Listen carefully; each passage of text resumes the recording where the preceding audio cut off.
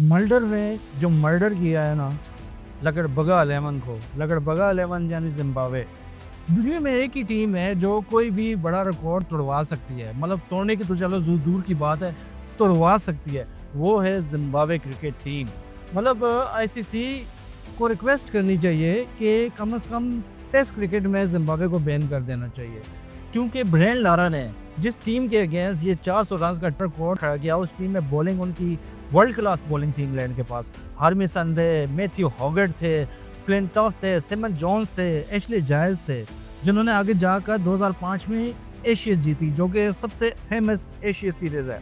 और इस बॉलर्स के अगेंस्ट ब्रेन लारा ने इतना बड़ा 400 रन का रिकॉर्ड खड़ा किया, और एक कमज़ोर सी टीम जिम्बाब्वे, जिनके पास कोई बॉलिंग भी इतनी खास नहीं है, मल्डर ने इजीली उनको फेंटी लगाई। 50 चौके और 4 छक्के मारे, 50 चौके उसने इनिंग्स में मारे, 334 रन बॉलें खेली हैं उसने, और 367 रन नॉट आउट बनाए हैं।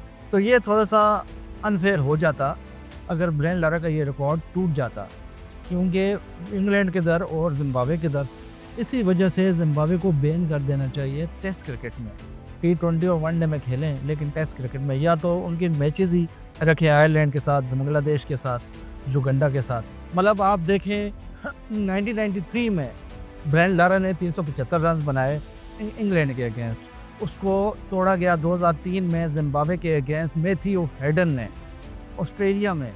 और 2004 में same team same ground, Brian Lara ने मैथ्यू हेडन का भी रिकॉर्ड तोड़ा, 400 रन नॉट आउट का रिकॉर्ड बना दिया। और ये रिकॉर्ड तकरीबन 21 साल बरकरार है, अभी तक बरकरार है। और एक मौका मिला है इयान मर्डर को, जो कि साउथ अफ्रीका का ऑलराउंडर है, उसको एक मौका मिला था ये रिकॉर्ड तोड़ने का। 367 रन पे उसने अपनी इनिंग्स डिक्लेयर कर दी, और ये तकरीबन फास्टेस्ट ट्रिपल सेंचुरी थी। इससे पहले 2 सेंचुरियाँ, फास्टेस्ट ट्रिपल सेंचुरियाँ मार चुके हैं, हैरी ब्रूक पाकिस्तान के अगेंस्ट और एक वीरेंद्र सहवाग साउथ अफ्रीका के अगेंस्ट। और ये बहुत बड़ा गोल्डन मौका था मल्डर के पास ये रिकॉर्ड तोड़ने का, लेकिन 3 रीज़न हो सकते हैं उसने ये रिकॉर्ड नहीं तोड़े। पहला रीज़न इसका यह है कि वो इस मैच पे अपनी ग्रिप को मजबूत करना चाहते थे। अब ये रीज़न एक तरफ से समझ नहीं आ सकता, क्योंकि जिम्बाब्वे अभी उन्होंने 625 रन का रन खड़ा किया। जिम्बाब्वे तो 3 बार आउट हो जाए 600 रन बनाते बनाते साउथ अफ्रीका के अगेंस्ट, तो ये रीज़न तो नहीं हो सकता। और दूसरा जो बड़ा रीज़न है ब्रेन लारा की रिस्पेक्ट। मल्डर ने ब्रेन लारा की रिस्पेक्ट करते हुए उसका रिकॉर्ड नहीं तोड़ा कि चलो यार इतना बड़ा खिलाड़ी है, उसका रिकॉर्ड कायम रहे। अब ये भी रीज़न नहीं हो सकता, क्योंकि साउथ अफ्रीका और वेस्ट इंडीज़ के दरमियान राइवलरी हमेशा रही है, एक हिस्ट्री रही है इनकी।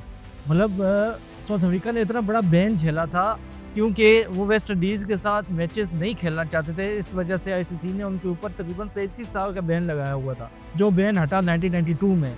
तो ये रीज़न भी नहीं हो सकता। और जो तीसरा रीज़न हो सकता है वो कि मल्डर किसी कमज़ोर टीम के ख़िलाफ़ इतना बड़ा रिकॉर्ड नहीं बनाना चाहते थे। वो ये सोच रहे हों कि शायद के आगे बड़ी टीम के ख़िलाफ़ कोई ऐसा मौका मिले तो मैं ये रिकॉर्ड तोड़ सकता हूँ, तो मैं किसी कमज़ोर टीम के अगेंस्ट ये रिकॉर्ड नहीं तोड़ना चाहता। अभी ये 3 रीज़न हैं जो सामने आए हैं, वो तो मैच के बाद पता चलेगा मल्डर का क्या कहना है कि क्यों उन्होंने डिक्लेयर की इनिंग्स, इतना बड़ा मौका उन्होंने खो दिया। ये रिकॉर्ड तोड़ने का, 21 साल पुराना रिकॉर्ड तोड़ने का, एक हिस्ट्री में उनका नाम दर्ज हो जाता। मतलब आप सोच भी नहीं सकते कि 20 टेस्ट खेला हुआ है एक इंसान, 20 टेस्ट, और पहला डेब्यू टेस्ट, वो डेब्यू कैप्टन है साउथ अफ्रीका का, उसके पास इतना बड़ा मौका है। तो ये मौका तो कोई भी बंदा आज से नहीं जाने देता। तो क्या हो सकता है? और ये भी हो सकता है कि क्या पता किसी बुकी का प्रेशर हो मल्डर के ऊपर कि यार 400 रन नहीं करना। बहुत से रीज़न हो सकते हैं, लेकिन ये रीज़न समझ नहीं आ रहा कि आप एक दिन पूरा खेलो और पहला सेशन आपने खेला है, दूसरा दिन है, आपके पास 4 दिन पड़े हुए हैं जिम्बाब्वे को आउट करने के लिए। 4 बार आउट कर सकते हो आप जिम्बाब्वे को, उसके बावजूद आपने इनिंग्स डिक्लेयर कर दी। आप इजीली 33 रन आपने बनाने थे, 33 रन यार, आप हिस्ट्री क्रिएट कर जाते हैं, आपका नाम हिस्ट्री में लिखा जाता। ब्रेन लारा दूसरे नंबर पर आ जाते हैं। और इतने बड़े खिलाड़ी को बीट करना, इतना बड़ा मौका आपको मिला और आपने इस मौके का फ़ायदा नहीं उठाया। तो ये चीज़ें हमें मल्डर का जो वो डिक्लेयर करना इनिंग्स को, हमें समझ नहीं आया। तो अगर आपको समझ आया तो आप बता सकते हैं।